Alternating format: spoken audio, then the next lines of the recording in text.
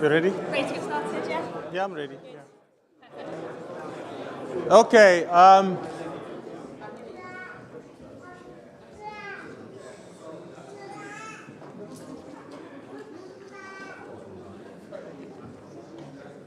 Okay. Dear guests, students, and colleagues, a very warm welcome to Imperial College London on behalf of our president, Hugh Brady, and our provost, Professor Ian Walmsley, as well as Professor Nigel Brandon, the Dean of the Faculty of Engineering. So my name is Washington Yoto Ochieng.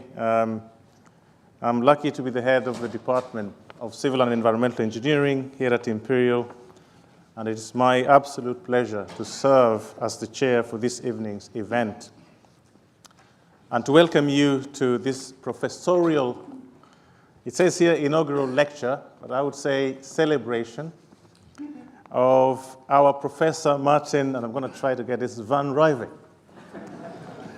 And he's our Professor of Urban Fluid Mechanics here at Imperial College London.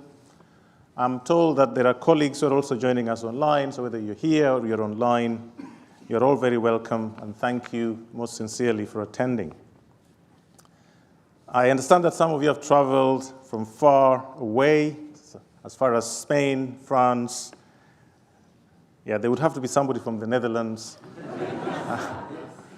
to be here this evening, which is fantastic. Now, in the event of a fire alarm, please follow the emergency exit signs to leave the lecture theater and assemble at the corner of Exhibition Road and Imperial College Road. And just to remind you, this event is being recorded. So tonight, I'm being ably assisted this evening by a former member of Professor van Reeuwijk's research team, Dr. Cleo, who has carried out her PhD with Maarten. Maarten is laughing here because I did not read the surname. Jogendash. She will be managing the online participation this evening, and Maarten, being the brave person that he is, has agreed to a short Q&A session following his lecture. And so we encourage you, please, to prepare your questions as he delivers. And those online, please, when you're ready, just type it on the chat, and Cleo will be looking after that when we get to Q&A. So I wasn't going to leave it there, but I've got to say something about Maarten, something. So he was raised in a small Dutch village in the green heart of the Netherlands, in a polder with lots of grassland, it says here cows, windmills, and a lake, just one lake. He did his Master of Science degree in Civil Engineering at the very famous Delft University of Technology, specializing in fluid mechanics during the MSc part of the degree course. He then moved on to a neighboring building to pursue his PhD in applied physics, and it was on atmospheric turbulence and turbulence modeling. So Maarten wanted to keep working in science after his PhD, applying for several jobs. He applied for a permanent position at Imperial. And he says here, knowing full well that the chances of securing a job straight after the PhD was virtually nil. Okay. However, due to a candidate dropping out at the last minute, he got in.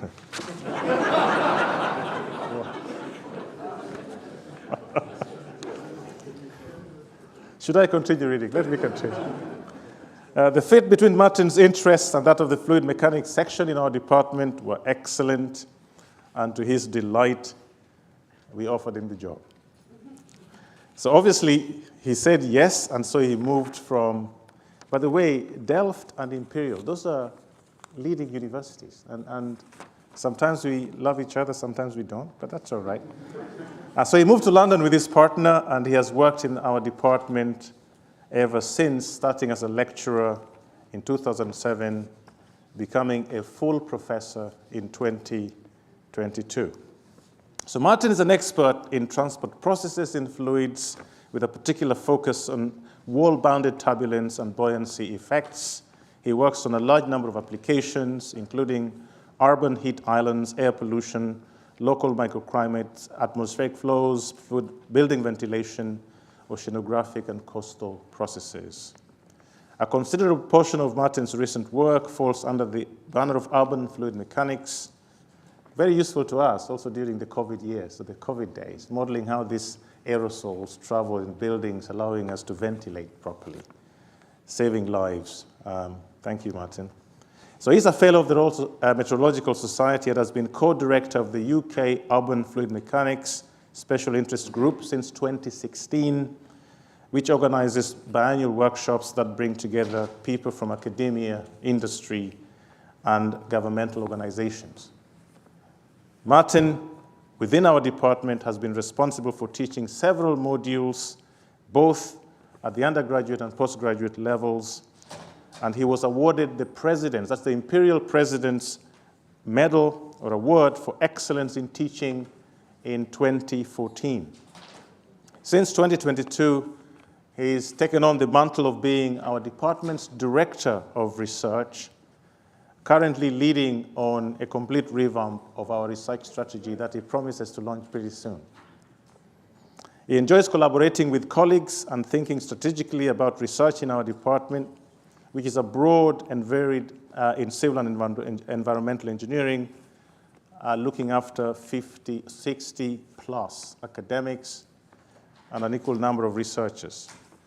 So, it is my absolute pleasure to invite our Professor Maarten van Reeuwijk to please step up and deliver your inaugural lecture. At this point, we give him a round of applause.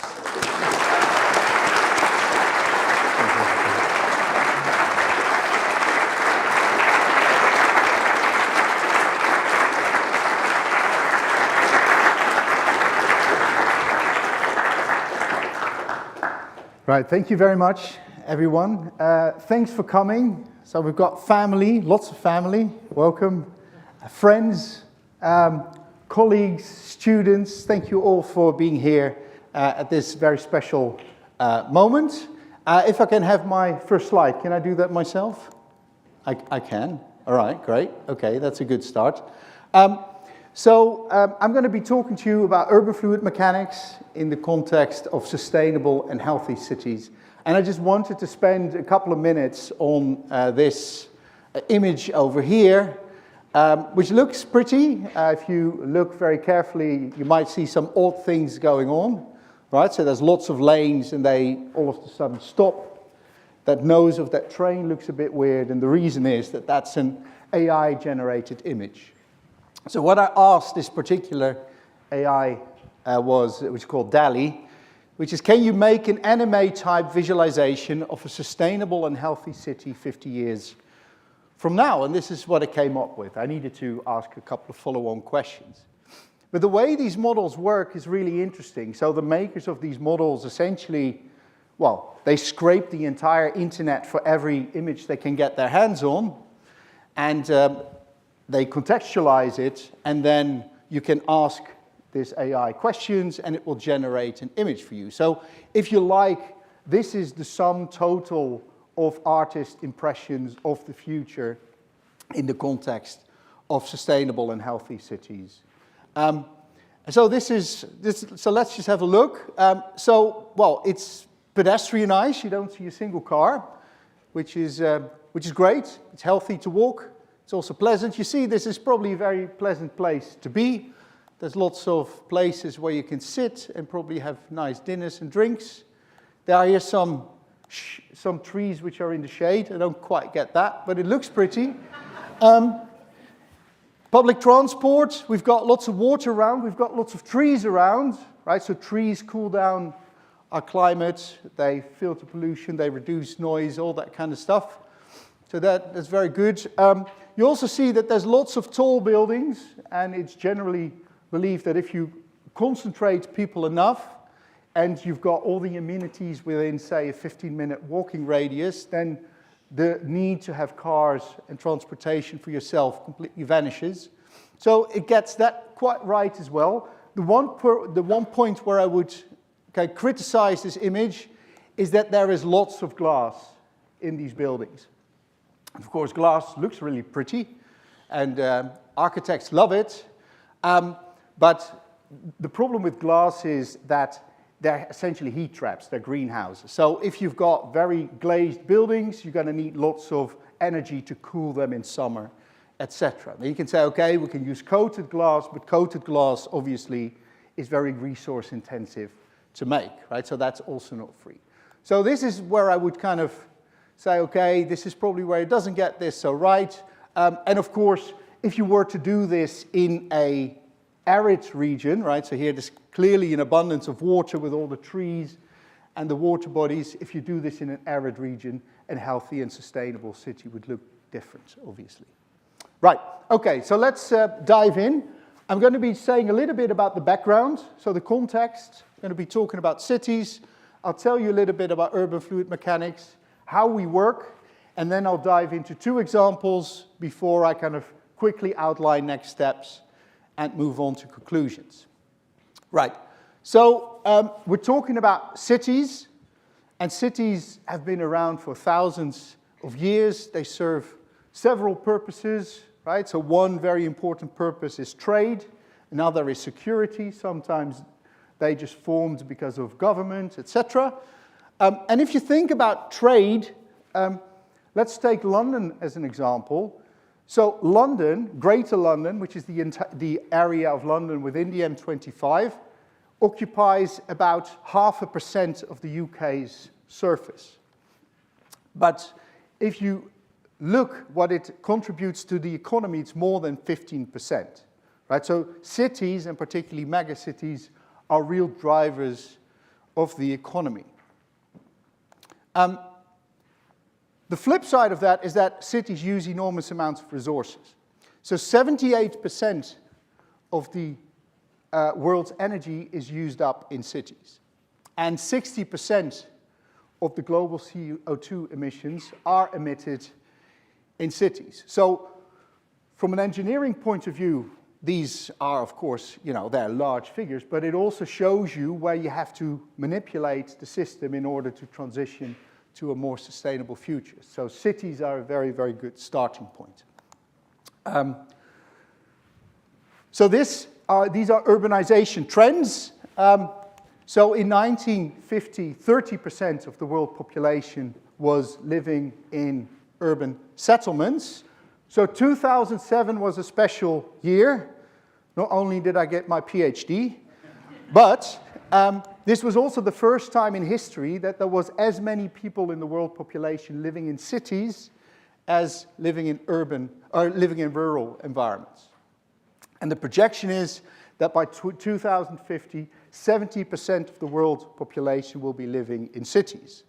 So to put that in context, that is 2.5 billion people in the next 25 years that will be born in cities or will be migrating to cities. So that's in itself is an enormous societal challenge to do that in a sustainable manner. Right, so that's one driver behind the work. The other one is health. So this is a graph of air quality. So PMs, they're small particles in the air, 2.5 microns and below, and they are kind of one of the most important pollutants that we inhale. They have the largest health effects. So they're measured here in micrograms per cubic meter, and this is split out in the GDP per capita, roughly how much does an average person earn. The different colors are different continents. So Western Europe, you see, is all here kind of around and below this 25 micrograms per cubic meter level. But in the global production areas in the world, the Indias, the Chinas, etc., you see you get enormously large concentrations here.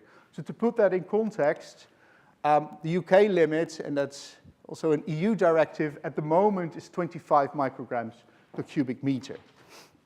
So this is way, way above that. And the World Health Organization, who periodically reviews the scientific data, did that last in 2021 and came up with a revised guideline taking into account all the health evidence that we have of 5 micrograms per cubic meter. So overall, the air that we inhale in nearly all cities in the world is is above these standards. So there's work to be done. This is an example of Beijing. I mean, it's a beautiful image. The reason it's so beautiful is not so beautiful because this is smog, right? So you can maybe see 300-400 meters. It's all kind of caused by these small particles in the air. And the story I want to tell is of this artist who kind of wanted to visualize this problem. And what he did is that he went out for 100 days in a row and went out with a hoover, just sucking up the air for about 4 hours a day, so 400 hours in total. So here you see him. And after these 100 days, he had kind of collected so much of this microscopic dust that he was able to make a brick out of it, right? And this is the stuff that ends up in your lungs if you're working outside, etc. And the problem is that the smaller the particles, the deeper it penetrates in your body, right? Particles below 1 micron enter directly in your bloodstream. Right, okay, so another application here is extreme heat. So we're seeing increasing events of extreme heat, so that's both drought, but also heats. And what cities do is that they exacerbate that effect. So they make that effect stronger. Because in cities, there's not as much vegetation, and the buildings, they soak up all the heat during the daytime, so they stay warmer. So if you have a city, you will have a larger, a warmer temperature, and that's something we call the urban heat island effect. And the problem with extreme heat is that if there is sustained extreme heat, then you will get levels of increased mortality. So vulnerable people will start dying. And that's a real problem. And then if you take into account that more and more of us are living in cities, and cities create that extra delta T, that extra increase in temperature, that is a real problem. So just as an illustration, there's this recent study here which looked at the annual increase in exposure. So how many extra days are people exposed to extreme heat every day? And this is a logarithmic scale. So in the red, it's 1,000 days extra that people are exposed to extreme heat. But here in the red, that's 10 to 100 million extra days. Yeah, so you see that India, bits of China, here in Africa, the north side of Africa as well, US West Coast as well as various other places, you see that there's a really quite significant increase in this exposure. Right, so that's the broad context in which I operate. Let's talk about urban fluid mechanics.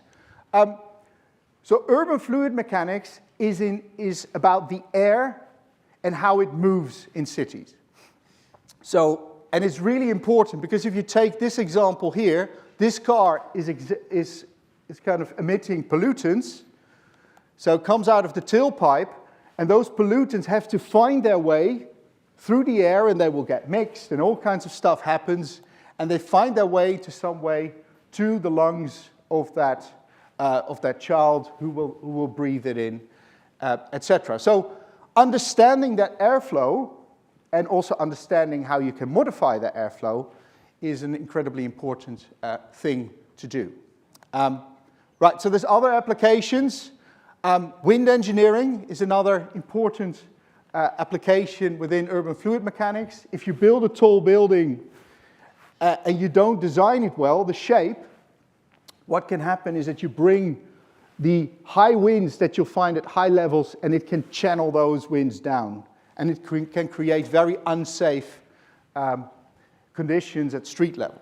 So in this particular building in London, you see you got all these pretty screens, but they've been made pretty, but they were put there because it wasn't safe otherwise. So this building channeled down winds which was too strong, and therefore windshields needed to be erected to avoid that. So this is really important for pedestrian safety.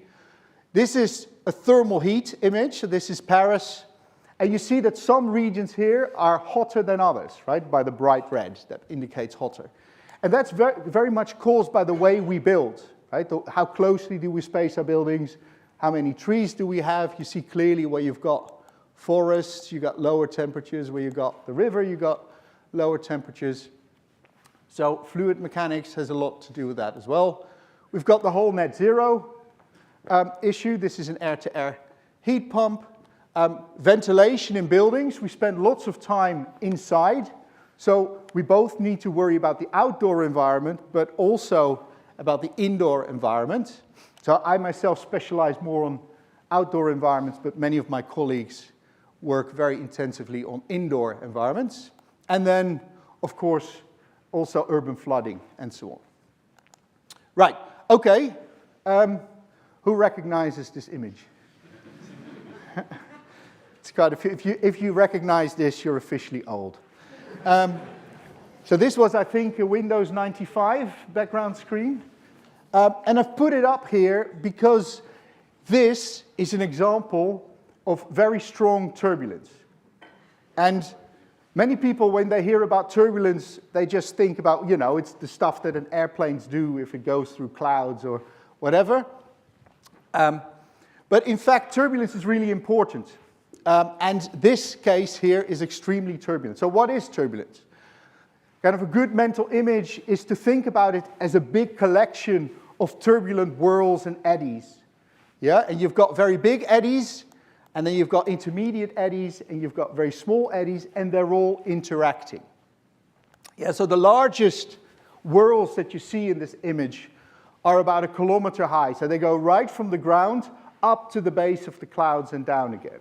So they're really tall. And the smallest ones in the atmosphere are as small as 1 millimeter tall. So if you take that as an example, if you were to take this glass and you say this is your smallest eddy, then the largest eddy would be about the M25, right, which has a circumference of nearly 200 kilometers. So there's an enormous wide range of scales, and they're all interacting. I'm a scientist, so I have to show some equations. So this is the equation governing a fluid. Here on the left-hand side, you see du by dt. So that's the time rate of change of velocity, or the acceleration, right? How much speed is my fluid particle gaining? And if we think back to A-level physics, we know F is m times a, right? Newton's second law.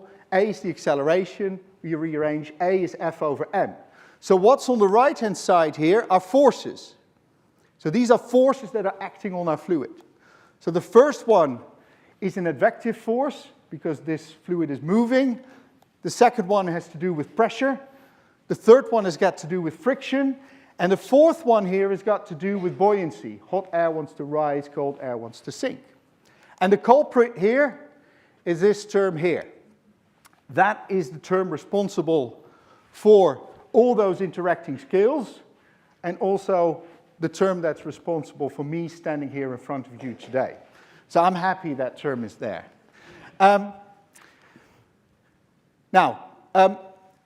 The fact that all these scales interact means that if you want to simulate this, you need to simulate scales right from 1 millimeter to 1 kilometer. So what you do then is that you find the biggest supercomputer that you can find, and even then, you can't simulate that range of scales. You might be going from 1 millimeter to 1 meter, maybe 10 if you find a really big supercomputer, but you're going to get nowhere to what happens in the real atmosphere. And then you just simulate the problem. So what I have here is a simulation using what we call direct numerical simulation. So we're simulating all the turbulence, and this is of this nice summery day. Yeah, so we've got the sun heating the surface, and then we've got clouds at some level. And this is what happens. So this is the vertical velocity that I'm showing here. And probably if I just ask you without telling you what it is, you'd probably say, I don't know, some fire or something. But this is what happens to the air on a sunny day. And you see here these big white patches where the fluid is going up. That's what birds of prey use to stay in the air for hours. We call them thermals. Right, okay, so this is nice. I spend quite a lot of my time doing this kind of work where we're interested in fundamental aspects of turbulence. But for the city, we need to do something else. So what we do is something called LES. So we're doing large eddy simulation, so we don't want to be thinking about the millimeter scales. So how do we do that? The best way to think about this is to imagine you've got an image and then you take your glasses off. So what will happen, if you need glasses, is that it will get blurry. So you don't see all the details. Some of the details are removed. And we use exactly that principle when we do large eddy simulation. So we've got a turbulent field. It's way too many active scales. And to make it tractable, what we do is that we take our glasses off. Mathematically, we call that filtering. And the way we denote that is by putting a little tilde on top of this field. And that makes it computationally tractable because we've removed those small scales. Of course, we've thrown stuff away, right? We need to do something with that. Right, so how do you do this mathematically? Okay, so if you want to know the equations that you need to solve, if you want to solve this problem rather than that problem, you just take these equations and you filter them. And that just means putting squiggly things on top of all the variables. Then what you end up with is, if you look at this is exactly the same equation, but there is this one term extra. And this is by a principle that I call the law of conservation of misery, which is that you want to solve one problem, i.e. remove the small scales from the turbulence, and you create another problem. So this term, because all the scales were interacting, represents the effect of unresolved scales on the resolved scales. Right, so you need to model that, but by doing that, because you're resolving most of it, you have removed a lot of the problems with predicting urban flows, namely what does the turbulence do, from the problem. And what we do is that we still keep as high a resolution as we can to make sure that we've got as little uncertainty in the turbulence. And that means that we get very accurate solutions. So that's a principle. Another thing that's crucial when you're talking about, when you're doing urban fluid mechanics, is electromagnetic radiation. And this is something, I have to admit, is something that when I came into urban fluid mechanics that I didn't fully appreciate. I think luckily so, because I probably would have never started, because it's bloody complicated. But it's really interesting as well. So any body will radiate energy. So the spectrum that I've shown here on the left-hand side is that of the sun. The sun is 5,500 degrees warm, and it emits a whole range of different, different wavelengths, yeah, in a spectrum that's called light. So these are short wavelengths, these are long wavelengths. And visible light is just a small part of that. So most of the radiation we can't see. If we go to shorter, we get into ultraviolet radiation, which damages our skin. And if we go the other way to longer, we're going to end up in the infrared regime. Now, any body, as I said, will emit radiation. So this is the Earth. So we say, okay, let's say it's 15 degrees. That radiates energy like this. Yeah, so it's way longer because it's colder. But it's this whole range of scales that it represents. So, and it's actually both of these that we need to worry about when we do urban fluid mechanics. And what happens if you change the temperature, for example, of a black body, is that this spectrum will move to the left, right? So if you make it warmer, it will move to the left.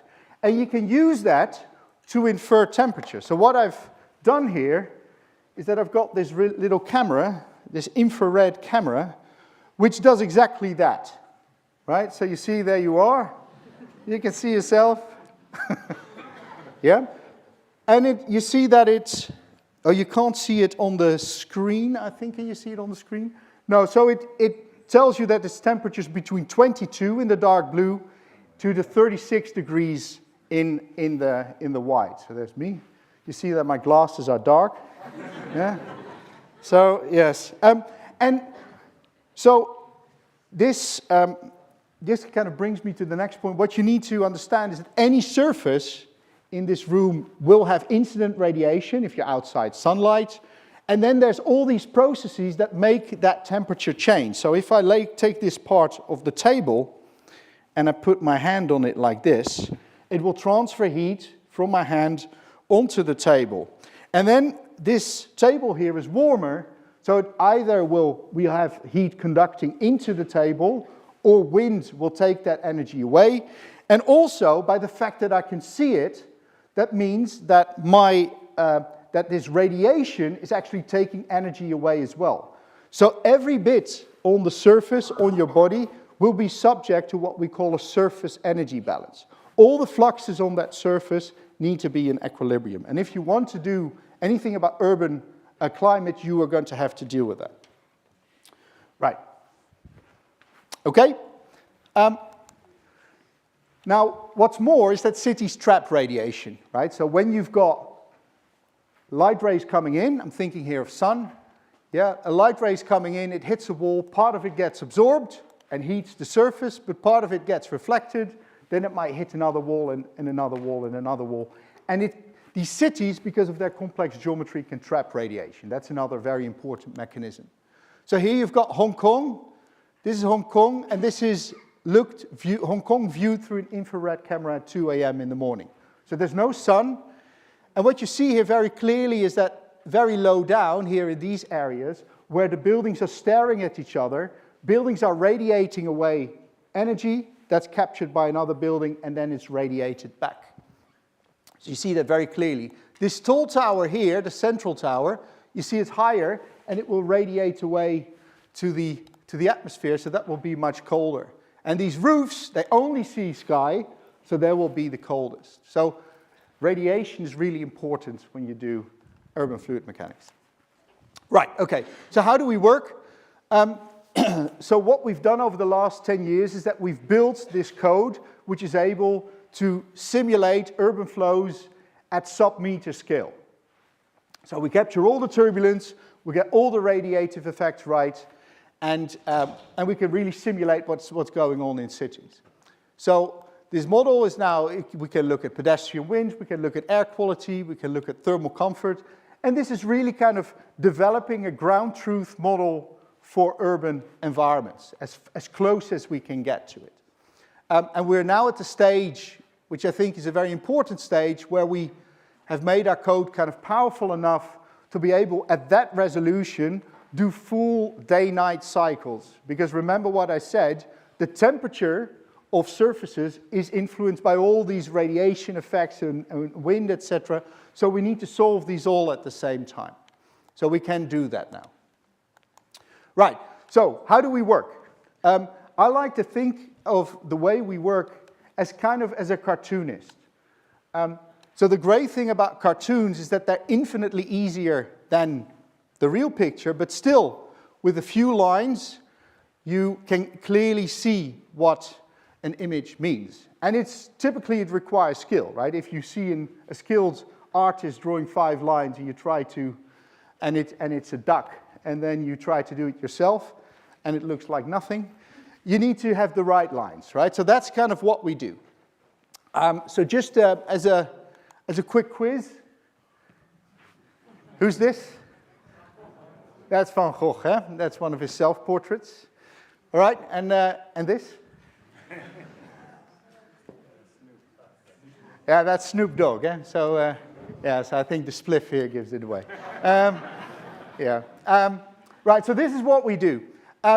So what we do is we've got our code, UDALES, and we use them to conduct these ground truth simulations, experiments if you like, and because we've got everything under control, we can design very precise ways to kind of gain insight into a problem that we're interested in.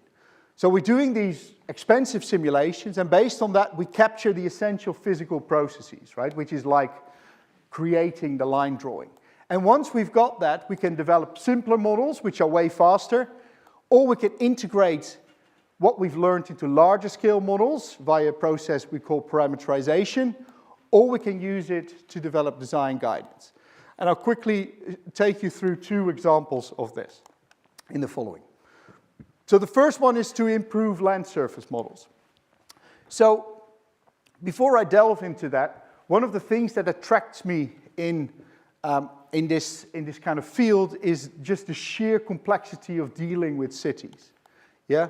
So scientifically, you can call that a very large parameter space. Think we've got this particular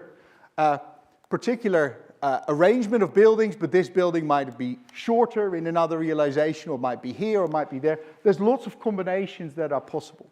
And as a result, this is extremely challenging to predict. And if you go out into the field and you measure, you will get really kind of valuable information, but it's quite hard to extrapolate it to other cities, right? So you need to just measure in lots of cities and then kind of look at it that way. So it's practically impossible to generalize results. On the other hand, you can look at simple urban surfaces. And this is an example from a fantastic facility we have here in the UK. This is the Enflow facility in Surrey, which is an atmospheric wind tunnel. And here in this particular occasion, they've worked with this simple array of cubes, which have been studied very intensively. Of course, they also do much more complicated geometries. This is still very challenging in terms of the flow. It's been intensively studied over the last 30 years. The nice thing is that the parameter space, the number of different degrees of freedom in your problem, is quite small. And therefore, you'll have generalizable results. But the problem with it is it's not very transferable to real cities. So what we were kind of really interested in is to come up with something which are surfaces of intermediate complexity. They'll still be challenging, haven't been studied much, but importantly, the parameter space will be not too big, not as big as in this case when we can't kind of have any hope of transferring it from one to the other. So our hope, but we haven't proven this yet, is that we can transfer what we learn with those surfaces of intermediate complexity to real cities. So how do we do that? So here we take inspiration from fractals, and this is a Sierpinski triangle, and the way you create this triangle is you've got the big black triangle to start off with, and then you take this white triangle out, and then you repeat that process, as you see happening here. And you get this fascinating mathematical object. So in the limit, of course, because you've taken away, you're taking away material, in the limit you end up with no material, but there is still material, obviously, because you haven't taken away everything. So they've got fascinating properties. So these fractals, they're kind of somewhere between a line and a plane. So a line has one coordinate. Yeah, if you know the distance along the line, you know everything there is to know about that line. For a plane, you need two, right? You need to know where you are on that plane. And this particular object has a fractal dimension of 1.585, which is somewhere between a line and a plane, right? Right, so how do we use that? So what we do is that we use the hierarchical idea behind this. So we start off with a big cube, and then we start chopping it up. And we will add in some randomness, right? So we choose, well, maybe we start dividing this one up in bits, and we start dividing that one up in bits. We can start making subdivisions of maybe it doesn't split in the middle, etc. And this is also, we add some randomness in. And if we work like that, we can create complex urban surfaces which are still created by just chopping your initial square into bits. So how do we use that? So here we're interested in numerical weather prediction. So these are the models that the meteorologists use to predict the weather. And they, of course, need a model that connects the land to the surface. And if you're talking about cities, there are essentially two parameters that are used in those models. One is the fraction of the area which is occupied by buildings. We call that lambda p.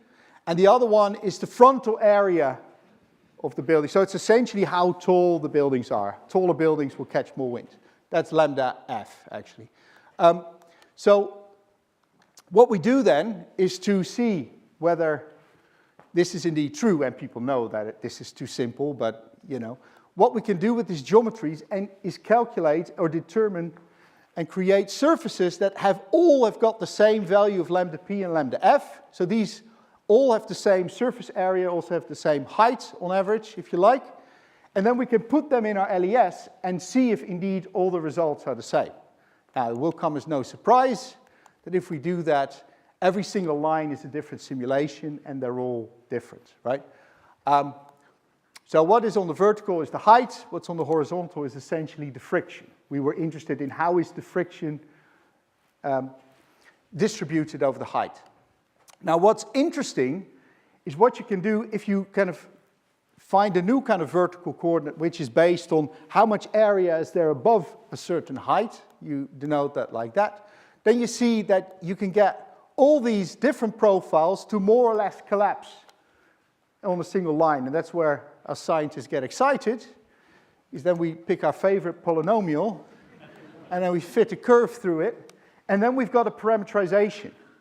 And with that parameterization, we can then go to a weather model, and in this case, we used the Met Office London model for this. So we collaborated with colleagues from the Met Office, and this Met Office model is kind of used to assist in fog predictions, for example, for Heathrow Airport. And this is, of course, the research version of that. And then we could implement that new parameterization that we developed into that model. So this is without the parameterization. So this is wind, and this is the height, right? So this is large winds at a particular height. And you see what our model does is by having the buildings or the drag distributed, we see that the wind velocities decrease substantially. So there's very strong effects, and it's very important to make sure that we accurately distribute drag in numerical weather prediction models. Right, that's application one. The second one is more associated with design guidance, and this is about trees and air quality. Now, trees are fascinating objects, and they do lots of different things, right? But if you think about the physics, so if you have a tree that will slow down the wind, so we call that drag. They also, of course, they absorb, emit, and transmit short and long wave radiation. They evaporate water, right? So they photosynthesize, and in the process they evaporate water. And they also deposit and release aerosols. So aerosols are essentially, think about the particulate matter, the PMs, the small particles that I was talking about before. So what we did is that we developed a model. Before I move into the model, they're alive as well, which complicates matters. So when a tree is under heat stress, the tree can close its stomata and just reduce the amount of evaporation, right? It's also an example of deciduous trees. So the time of the year when you look will change things as well. All right, so what we did is that we tried to develop this, what we call minimal model, which captures all these processes. So it has drag, radiation, evaporation, pollutant deposition in there, and we ended up with only 11 parameters, right? So you might say that's quite a lot, and indeed it is, but it was as few as we thought we could get away with, right? It's kind of this idea which is often attributed to Albert Einstein, is make everything as simple as possible, but not simpler, right? So that's what we were trying to do. So here are some kind of examples. What happens if we put it in our LES? So you see it has kind of complex interaction with the temperature field, and you see here that this tree is evaporating as well. And the beauty of having this simple model is that we can use it to quantify tree cooling regimes. So when people do field experiments, they do an experiment here and an experiment there, but it's not clear at all at how these are all related. So essentially, because we have this simple model, we could create kind of a map. So you're at this position in this cooling regime, right? So we've got here regimes where trees are heating the air. We've got trees where it's cooling the air, and it's actually evaporation which is dominating. And we've got here regimes where the trees are not cooling. So every single measurement you do would live somewhere on this diagram. So that's kind of one of our efforts to help urban planners, design, say areas with better thermal climates. All right. So the final content bit is about the effect of vegetation on air quality. So trees generally do two things. One is that they act as barriers, flow barriers. So if you've got a busy street and you've got hedges and then you've got pedestrians, then essentially the hedge will create a barrier, and that can reduce air quality. And the other thing is that if air flows through a tree, it can deposit some of its pollution. And the question is, which one wins? So what we did here is that we designed this kind of very idealized experiment. So essentially it's an infinite row of streets and houses, right? And in every street we've got 2 big trees, a line of trees in every street. And we've got also, of course, there's a pollution source. Yeah, so cars are emitting their pollution into those streets. So here you see a close-up of one of those. This is the air, these are the houses, this is the street. And you see the flow is going left to right, and inside this street you get this recirculating vortex. And this, you see that the pollution is taken along, and as it's taken along it mixes because of the turbulence, and then it escapes via the top. So the top is kind of the main way in which this street ventilates. All right, so this is without tree. If you have trees here, you see that actually the color becomes much more yellow, which means that you get a lot more pollution, and that is because this recirculating vortex is slowed down substantially and the turbulence is reduced. So if you were living here, walking here, which is, say, pedestrian level, you would be exposed to much higher emissions, or much higher air pollution.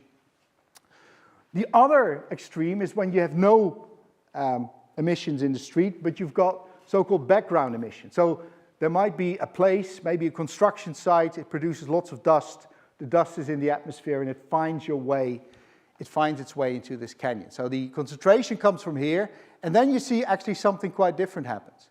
If it moves through the tree, it gets filtered, it gets cleaned, and what you're exposed to at pedestrian level is much better than what you're exposed to at above the canopy.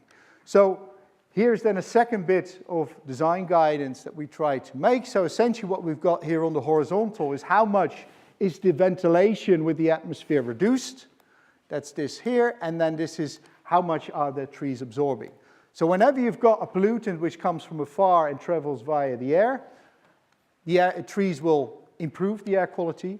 But if you've got an emissions-dominated thing, so you've got the emissions in the streets, then you need to be careful, because if you block the interaction with the atmosphere too much, your air quality will actually get worse. Right, it's always good to check. So this is South Kensington. This is Imperial College. We are now here. And what I've plotted here is the difference of having trees and having no trees. And this is kind of as realistic a simulation as we can do. So there's also chemistry involved, and we've got realistic emissions from the cars. Red is good, red is bad, I should say, blue is good. So actually, what trees do in this case is often, particularly on busy roads like this one here or this one here, they make air quality worse. Now the good thing is that this is a pedestrianized area. This is right here in front of the college. And you see that there, the trees are actually cleaning up the air, right? So are trees good for air quality? You know, this is always the answer you should come up with is it depends, right? It depends. Never say yes or no to these questions. So it depends. Of course, I'm not advocating that you shouldn't use trees. I think trees are very important, but you should use them judiciously. And this is what the DEFRA report says as well. Overall, vegetation and trees in particular are regarded as beneficial for air quality, but they are not a solution to the air quality problems at city scale. All right. Very quickly, I'll talk to you about next steps. One thing I think that requires a lot of attention is vegetation in urban areas. So the modeling is, we've made a start, but it can be done much better. But most importantly, the parameter values, so we have only 11 parameters, but we know them within a factor 2, right? That's not okay. So we need to actually do lab experiments, we need to do field experiments to kind of pin down these values and understand much better what trees are doing. Another, I think, really kind of promising area is to exploit all the advances made in artificial intelligence and machine learning. So the data that we produce, we can use them to train models, And what I find personally more interested, rather than AI, which is usually purely data-driven, is to merge models and data. I think that's really where the sweet spot is. And this brings me then to the development of digital twins for thermal comfort and air quality, where you've got models, you've got data, and you integrate them. And I'm very pleased that I'm involved in a project which will start soon, which is funded by the EU, which is part of the Destination Earth project, which is essentially the EU's effort to build a digital twin of the entire Earth system, and we'll be focusing on cities and developing digital twins for thermal comfort and air quality. Right, so to just conclude quickly, UDALIS is a powerful tool to understand the physics of urban environment. It's a ground truth, an attempt to create a ground truth simulator for the urban environment. These idealized urban surfaces of intermediate complexity, I think they've got a lot of potential, and we can use them to learn a lot about sensitivities without being exposed to the full complexity of the urban environment. And there is a strong need for research in urban fluid mechanics, particularly with the challenges that we're facing regarding the transition to net zero and urban health. So before I go into Q&A, I need to do a couple of acknowledgements. Firstly, it's my academic colleagues, so I've only been able to talk about a relatively small part of what I do. My more fundamental work, turbulent entrainment, clouds, I'm working with some excellent colleagues together. One of them, Pietro Salazzoni, who will be doing the vote of thanks, but also Marcus Holzner from ETH Zurich and now Boku. And this is actually a cloud where we're also interested. So this is a cumulus cloud. And we are working together with Stefan de Rode in Delft, Ed Grijspeert here at Imperial, and Thijs Heus in Cleveland. And I would also like to mention the systems work that I've been doing with Anna Mijic and Cedo Maksimovic, which is at a completely different level. So it doesn't have any of the detailed physics, but it's about combining different systems such that you create developments which are more sustainable. Right, okay, I'd like to quickly acknowledge the Urban Fluid Mechanics Special Interest Group, who've thoroughly shaped the presentation I'm giving to you today. So we've been operating since 2016. So as Washington already said, we are kind of a group of academics, industrials, and people from governmental organizations. We've got these informal meetings where we kind of discuss the challenges.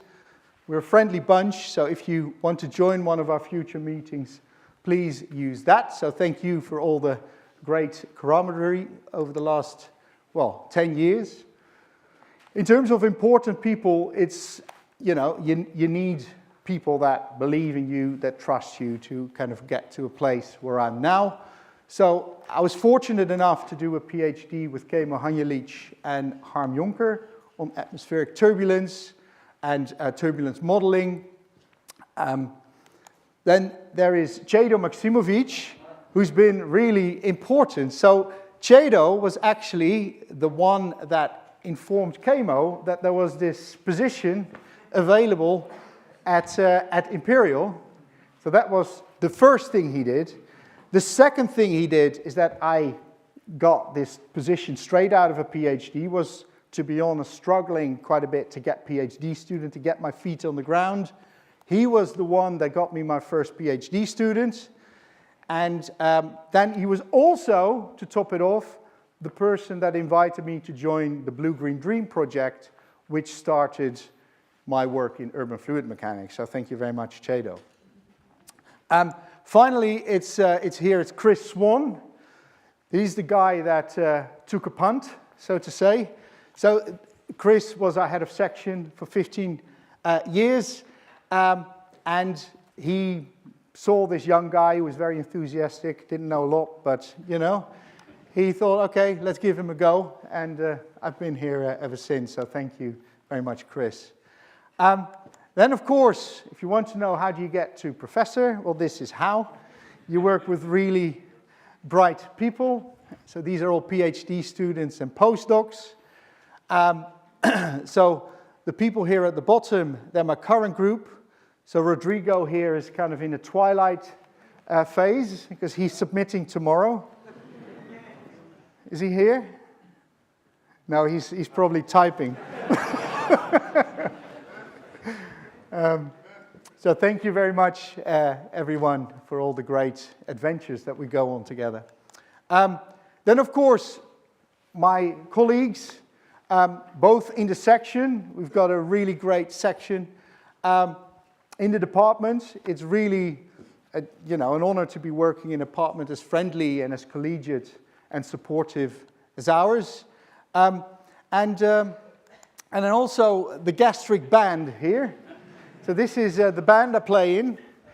This is a bunch of bioengineers, which kind of might motivate that name there. And we just play on, 5-6 gigs a year, have a lot of fun. So this is us at the Great Exhibition Road Festival earlier this year. So thank you. This is kind of a great way to relax and to switch off. Then, of course, to end, I have my kids. I see him. So Luca, and then Ella. So you can see the phase Ella is in. So thank you very much for it's an honor to see you grow up, and so thank you. And then of course, finally, this is kind of my rock. Someone who's always there for me, always happy to see me. It's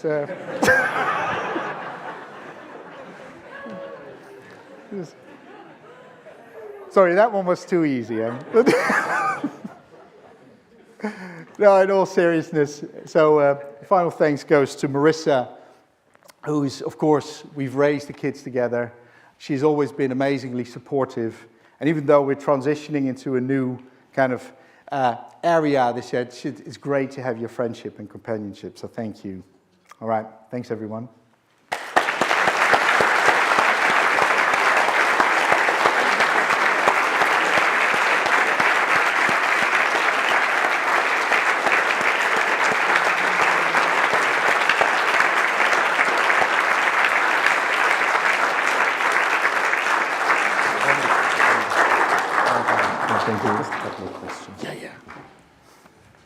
So that's a tour de force, as I call it. Thank you very much, Maarten. Pleasure.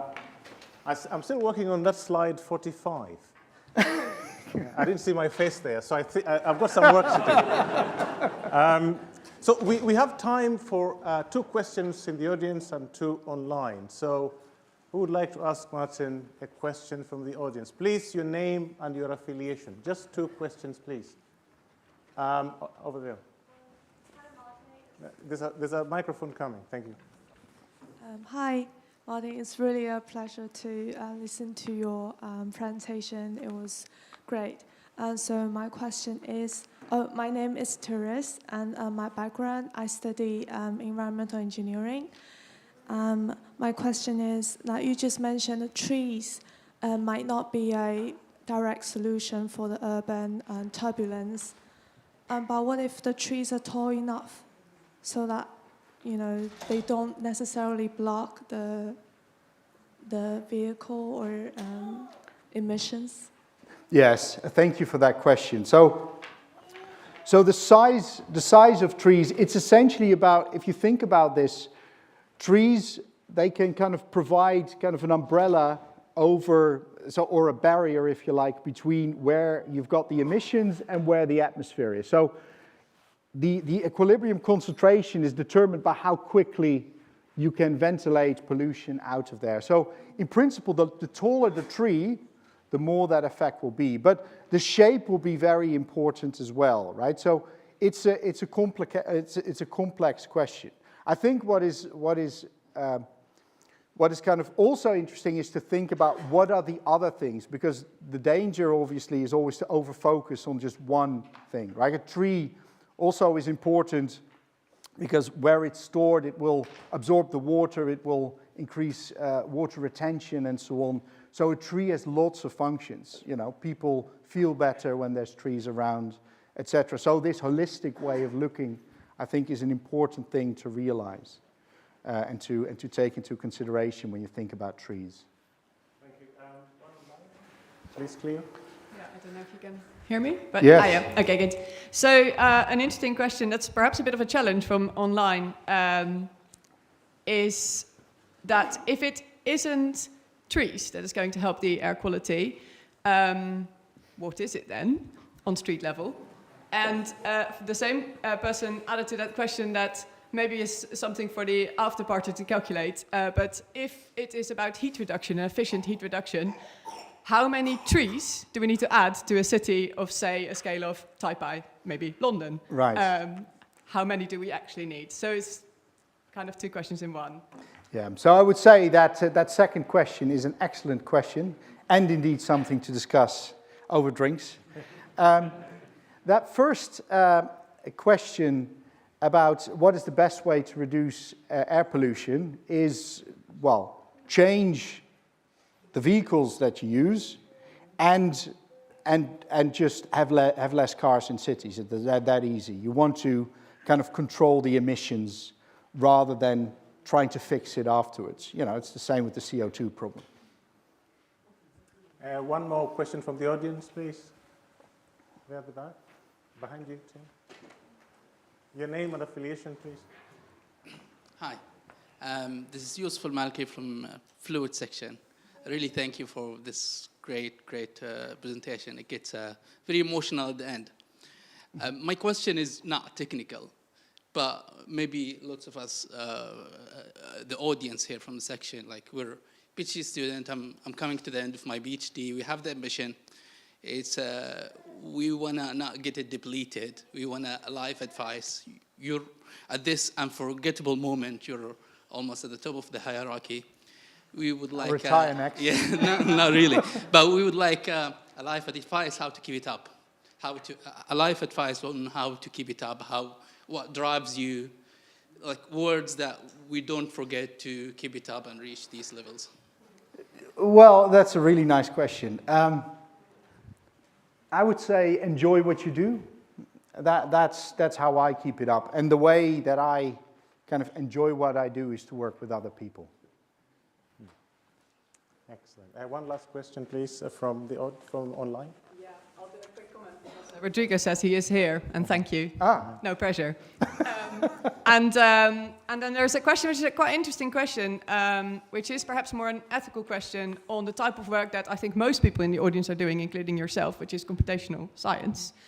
And Annabelle on the live chat says basically the irony of using an AI-generated image to start your lecture, and then asking for the solution is just finding the largest supercomputer. And then I would like to comment to that, perhaps also the outlook of exploiting machine learning. And then thinking of what those systems, and in particular their data centers, are ruining, which is produce massive amounts of heat, and their impact on land, energy, water. How do those things kind of sit opposite each other? Yeah, I mean, it's always a tension, right? So the same as, you know, should you fly to conferences and so on. I mean, my view is that we are trying to learn about cities here. And if we kind of learn to design our cities better, we can save enormous amounts of CO2, of heat, of everything, to just, which kind of offsets the investment. I see it more as an investment than as a waste. We use it, you know, not to just have a laugh or whatever, write me a nice poem. We actually try to do some science with this. Excellent. I think you can now rest your feet a little bit. Yes, just a little bit. Just there.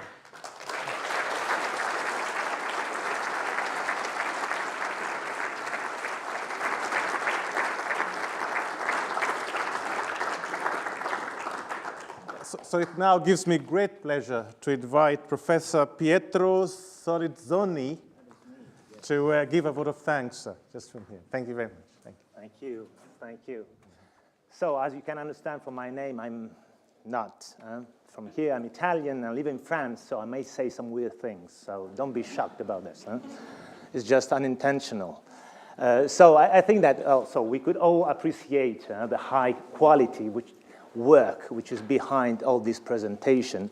So today Maarten focused on urban fluid mechanics, but we all know that there's similar amount of work that he has been doing on other topics. He mentioned turbulence, buoyancy-induced flow, plumes, and whatever. And beside all this, I mean, he did also works on different fields.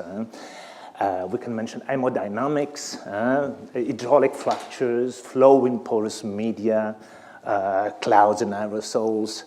Well, all this is impressive, right? And, well, I can say I met Maarten when he was sort of young boy, academically speaking. I was even younger, so when I first came visiting here in Imperial, and all looked very imperial to me, honestly. And Maarten, really looked to me as a tough boy. I mean, an older brother, already with a permanent position. So I know that this could sound like the beginning of a bad novel, but actually, at that time, I already knew that he was destined to a brilliant career, honestly. And yes, and over the years, I could appreciate lots of aspects and Maarten's way of doing. And, well, I can mention some of these. Well, one which maybe is the most important is a sort of attitude he has in doing research that in France we would call savoir désintéressé. So disinterested, I would say, way of leading research in the sense that he doesn't make some balance between the cost and benefit in terms of academic return or all this citation. I mean, he doesn't mind, it's just work, he's very curiosity-driven. And other than that, of course, as all great professor and researcher, he's able to simplify complex things and unveil complexity behind things that looks trivial, right? And I could experience all this by myself, actually. So we had him several times in Lyon, and all the colleagues could actually appreciate his, you see, enthusiastic seminar and committed lectures. And even if you were far from each other, actually, we got along. We, I think, always have a call, what we call a Zoom meeting in our agenda. And, well, some periods we have some work going on, but in some others we didn't. And it also happened that we just met online, and we didn't know why we had this meeting set up, right? But these were occasions, right, to chat, exchange ideas, really oasis of intellectual exchange, you know, that we kept for ourselves before going back, you know, to that battle against bureaucracy of academia. You know?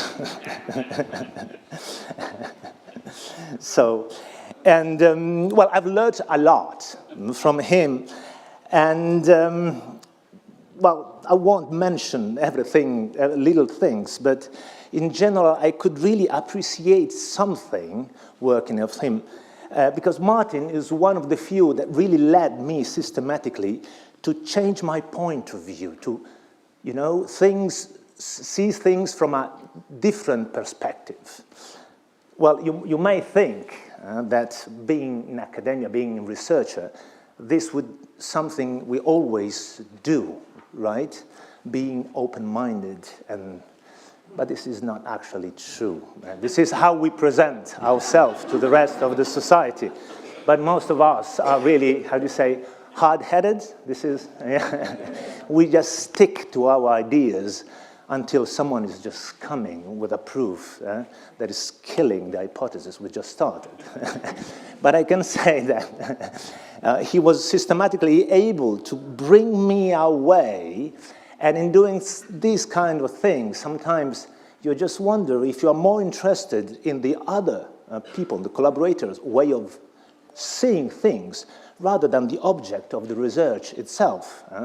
And I can assure that this is really a key of success of research activity, because when you start working on a problem, you think you're going north, but most of the times you end up going exactly in the opposite direction.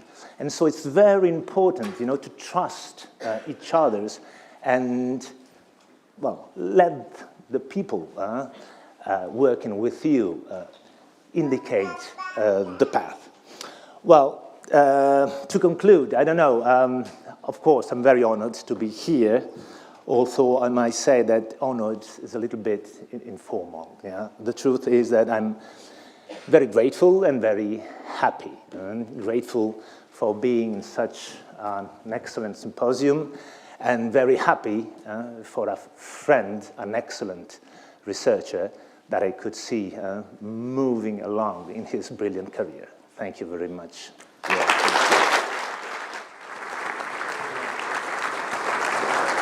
Thank you, Professor. Thank you. Thank you very much.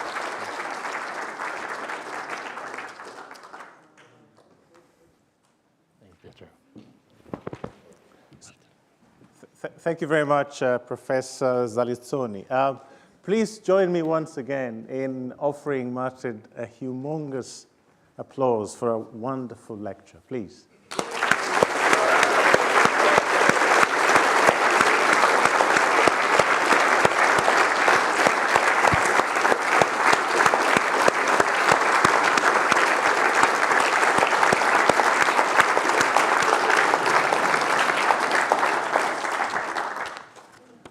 So, thank you very much for coming and celebrating with us. You are now invited to a drinks reception for all of you.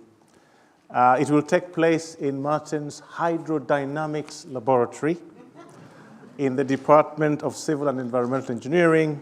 A nice opportunity for refreshment, fellowship, and also if you'd like to have Maarten's autograph, and you would like to take a picture or a photo with him, this will be permissible in the lab. So please, if you're interested in coming with us, just wait outside. We will have somebody lead you to the department and the lab. Just to warn you a little bit that there are some grated surfaces in the lab, so please be careful, particularly if you're not wearing closed-toe flat shoes, it says here. Yeah. And for those of you who are not coming, you're heading home, a very safe journey home. For those of you who are coming after you have the drinks, please make sure you can walk properly and go home safely. So thank you very much indeed for coming to support us. Thank you.